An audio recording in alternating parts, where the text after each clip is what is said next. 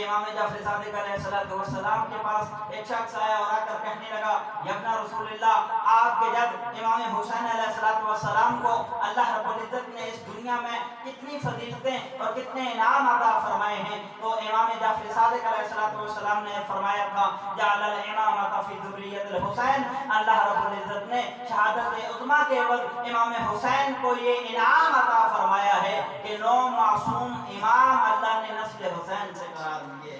اور دوسری چیز فرمایا تھا جعل الشفاء فی تربۃ الحسین، اللہ رب العزت نے مولا حسین کی شہادت کے صدقے میں اللہ رب العزت نے خاک کربلا کو خاک شفا بنا دیا۔ اور میں نے یہ عہد کیا تھا کہ پاک پیغمبر نے فرمایا تھا کہ جب اللہ تمہیں کوئی بیٹی عطا کرے، اللہ جب تمہیں کوئی بیٹا عطا کرے تو حنتوا اولادکم بتربۃ الحسین، تو اپنے بیٹی کو، اپنے بچے کو خاک کربلا کی گھٹی دینا، اس لیے کہ جب وہ بچہ اس دنیا میں، وہ بچی جب اس دنیا میں آئے گی تو جب تم خاک کربلا کی اسے گھٹی دو گے تو کربلا اس کے جسم میں خون بن کر دوڑے گی، اور پہلے دن ہی سے تیرے اس بچے اور تیری بچی کا تعلق کربلا والوں کے ساتھ ہو جائے گا۔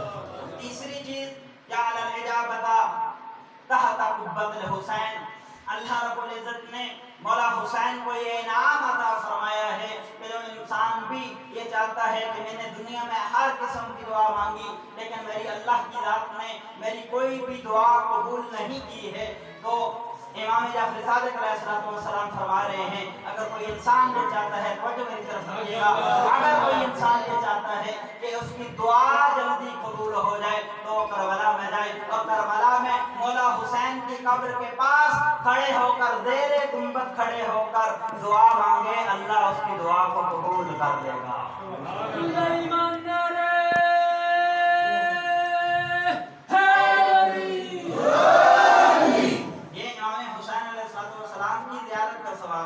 ایک سوال جو ہے وہ میں نے کل عرض کیا تھا، پھر مومن نے یہ کہا کہ اگر کوئی انسان خود نہیں جا سکتا، کسی کو اپنا نائب مقرر کر کے کربلا میں بھیج دیتا ہے، کیا اللہ اسے بھی اجر و ثواب عطا کرے گا یا نہیں کرے گا؟ امام جعفر صادق علیہ السلام کے پاس ایک چاہنے والا آیا، امام علیہ السلام نے کہا کہ میں نے سن رکھا ہے کہ ہمارے شیعہ سال میں کچھ عرصہ کربلا کی زیارت کے لیے جاتے ہیں۔ کہنے لگا یا ابن رسول اللہ، آپ نے صحیح سن رکھا ہے، آپ کے شیعہ پورا سال کربلا کا رخ نہیں کرتے، سال کے کچھ حصے میں، سال کے کچھ مہینے میں کربلا کی طرف جاتے ہیں اور مولا حسین کی زیارت کرتے ہیں۔ پھر امام جعفر صادق علیہ السلام نے فرمایا کہ مجھے افسوس ہے اپنے ان شیعوں پر کہ جو اللہ رب العزت نے زیارت امام حسین کے بدلے میں جو انعام اور کرامتیں انہیں عطا کرنی تھی وہ ان انعاموں اور ان کرامتوں سے محروم ہو گئے ہیں، وہ انعام حاصل نہیں کر سکے۔ اب امام کا کہنے والا تھا، کہتا ہے کہ مولا اللہ کی ذات نے امام حسین کی قبر کی زیارت کے اندر کیا ثواب رکھا ہے؟ تو فرمایا کہ اگر کوئی انسان یہ چاہتا ہے کہ جب وہ اس دنیا میں مرے تو مرنے کے بعد اسے پاک پیغمبر کا وہ قرب حاصل ہو، پاک پیغمبر جہاں رہ رہے ہیں وہ بھی اسی جگہ پر رہے، تو اسے چاہیے کہ کربلا میں ہمارے جد غریب حسین کی زیارت کرے۔ اب یہ پھر کہتا ہے کہ مولا یہ تو وہ انسان ہے کہ جو کربلا میں خود جائے گا، لیکن ایک انسان وہ ہے کہ جس کے پاس اتنی طاقت نہیں ہے کہ وہ کربلا کا سفر کرے، اگر وہ اپنا کوئی نائب مقرر کر دیتا ہے، تھوڑی میری طرف رکھیے گا، اگر وہ اپنا کوئی نائب مقرر کر دیتا ہے، کسی بندے کی ڈیوٹی لگا دیتا ہے کہ میں تو کربلا میں نہیں جا رہا، میری جگہ تم چلے جاؤ، سارا خرچہ میں دوں گا، لیکن تم نے جا کر میرا سلام میرے زمانے کے امام کو، امام حسین علیہ السلام کو پہنچا دینا ہے، کیا اللہ اس کے اوپر بھی اس بندے کو ثواب دے گا یا نہیں دے گا؟ تو امام علیہ السلام نے فرمایا کہ خالق کی ذات بڑی کریم ہے، اس کے خزانوں میں کسی چیز کی کمی نہیں ہے، خدا یہ چاہتا ہے کہ اپنے اس انسان کو کسی نہ کسی ذریعے سے، کسی نہ کسی بہانے سے اپنے اس انسان کو بخش دے۔ اگر کوئی انسان خود کربلا میں نہیں جاتا، کسی اور بندے کو پیسے دیتا ہے، اسے نائب مقرر کرتا ہے اور وہ کربلا میں جا کر اس کی نیابت میں وہ کربلا کی زیارت انجام دیتا ہے، تو اللہ بھی اسے وہی اجر و ثواب عطا کرے گا جو کربلا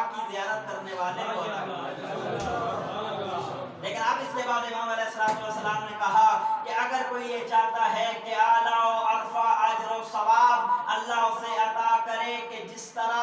अता किया जाना चाहिए, तो उसे चाहिए कि कम अज कम जिंदगी में एक मरतबा तो करबला का ज़ाहिर बन जाए। सुभान अल्लाह। एक मरतबा करबला का वो ज़ाहिर जरूर बने। और रवायात के अंदर मिलता है कि जब कोई इंसान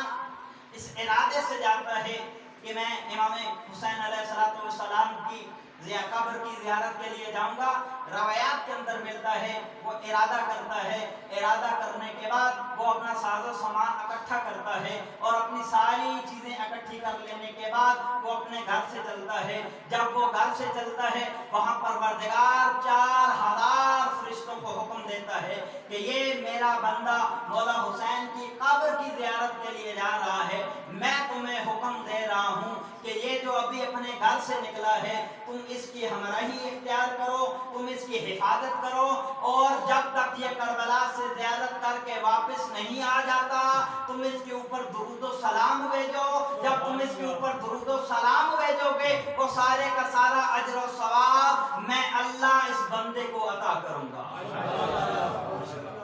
यानी अगर एक गुनाहगार इंसान है, वो अगर मौला हुसैन की ज़ियारत के लिए जाता है तो ये खुशकिस्मत है, खुलूस नीयत के साथ जाए। ऐसा ना हो कि अगर कोई हाजी जो है मादरत के साथ हाजी जो है वो हज करने के लिए जाता है, तो उसका मकसद फ़कत ये होता है कि मैं हज के लिए जाऊंगा तो वापस जब आऊंगा तो लोग मुझे हाजी साहब कहेंगे। रियाकारी ना हो, नीयत खालिस हो। अगर नीयत खालिस होगी करबला या बैतुल्लाह की ज़ियारत करने के लिए, हज बैतुल्लाह अगर कोई इंसान इंजाम दे रहा है, अगर नीयत खालिस नहीं है तो उसका कोई अमल भी कबूल नहीं होगा। इसी तरह करबला की ज़ियारत है कि ये 4000 फरिश्ते उस वक्त इस अब्दे गुनाहगार के ऊपर दुरूद व सलाम भेजेंगे कि जब इसकी नीयत खालिस हो। ऐसा ना हो कि वो करबला की ज़ियारत के लिए जा रहा है और उसका भी मकसद और हदफ ये है जब मैं वापस आऊँगा, अल्लाह ने मुझे माला दौलत तो बड़ा अता किया हुआ है, लेकिन जब मैं वापस आऊँगा तो लोग मुझे ज़ुवार के नाम से पुकारेंगे। अगर उसकी नीयत ये है तो यकीन जानिएगा अल्लाह ना उसे जो सवाब अता करेगा और ना ही अल्लाह 4000 फरिश्तों को हुक्म देगा कि इसके ऊपर दुरूद व सलाम दे। इसलिए इंसान जो भी अमल करे, इंसान जो भी काम करे, वो खालिसतन लिवजहिल्लाह होना चाहिए। सलवात पढ़िएगा हज़रत की रात